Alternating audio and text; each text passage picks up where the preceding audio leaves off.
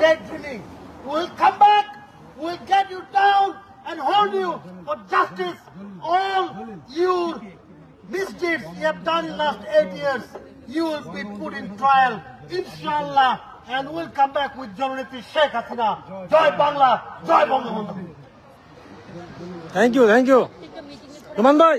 এই পর্যায়ে আপনাদের বক্তব্য রাখবেন বাংলাদেশ প্রশান্ত মহাসাগরের এই পারে যিনি বঙ্গবন্ধু পরিষদকে সুসংগঠিত করেছেন আমাদের সেই জলিল ভাইকে তার ডক্টর জলিল ভাইকে তার মূল্যবান বক্তব্য দেওয়ার জন্য অনুরোধ জানাচ্ছি।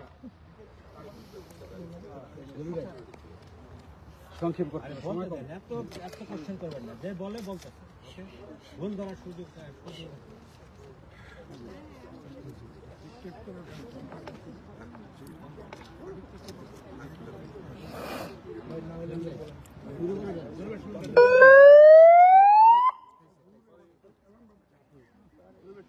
Is the alarm to us from you guys?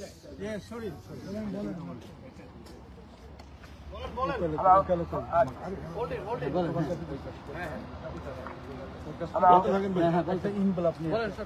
ধন্যবাদ। আজকের এই অস্ট্রেলিয়ার রাজধানী ক্যানবেরাস্থ বাংলাদেশ হাইকমিশনের সম্মুখে বাংলাদেশ আওয়ামী লীগ কর্তৃক আয়োজিত প্রতিবাদ সভায় আমি অস্ট্রেলিয়ার সমস্ত আওয়ামী ঘরানার নেতৃবৃন্দ সদস্যবৃন্দ কর্মী বাহিনীকে স্বাগত শুভেচ্ছা জানাচ্ছি।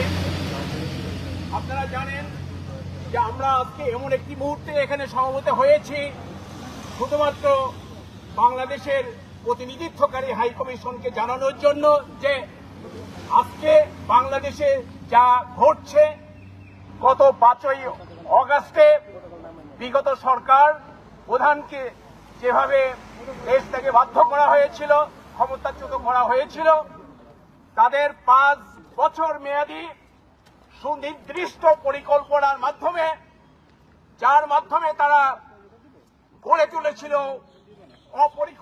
পরিকল্পিতভাবে অবাস্তব বা আনরিয়ালিস্টিক দুর্নীতির বয়ান, অবাস্তব বা আনরিয়ালিস্টিক স্বৈরাচারিতার বয়ান, সেই বয়ানের মাধ্যমে তারা জনগণকে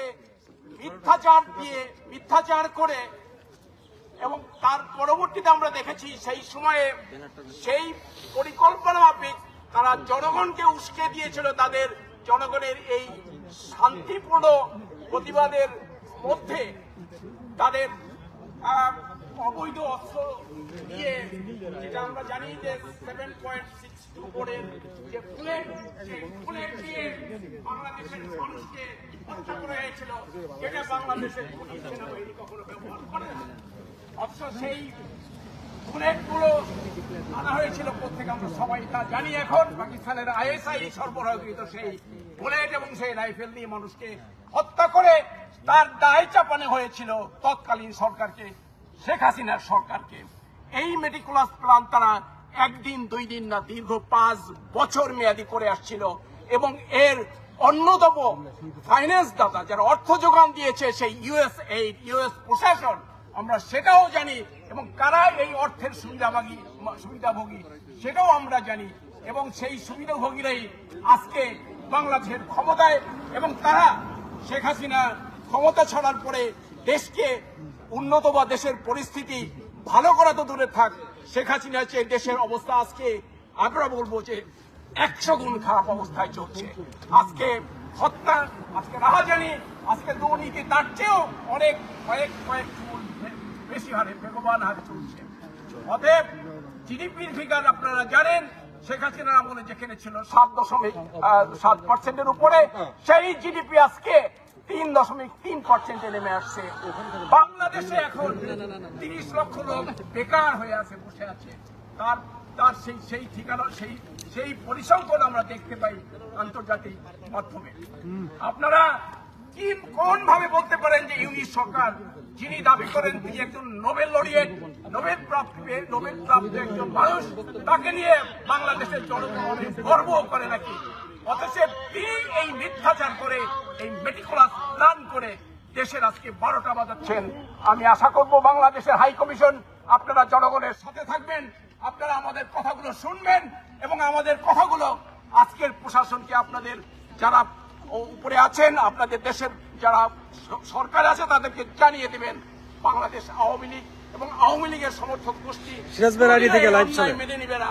আমরা এই অন্যায়ের প্রতিবাদ করছি এবং ভবিষ্যতে প্রয়োজন হলে আমরা এর চেয়ে আরো বেশি কিছু করবো ইনশাআল্লাহ। সবাইকে ধন্যবাদ। লাইভ চলে, লাইভ সিরাজ ভাইয়ের আইডি থেকে।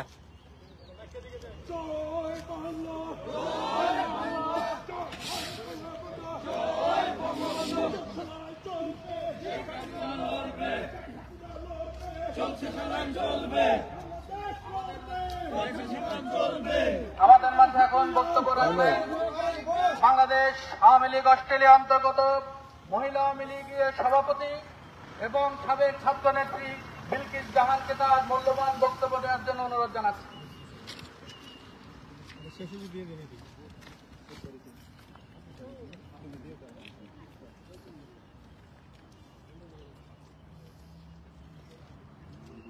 বাংলাদেশ আওয়ামী লীগ কর্তৃক আয়োজিত আজকের এই প্রতিবাদ সভার মাননীয় সভাপতি উপস্থিত প্রতিনিধিবৃন্দ, আজকে আমাদের বক্তৃতা দেওয়ার সময় নাই, আমাদেরকে প্রতিবাদ করে করতে হবে।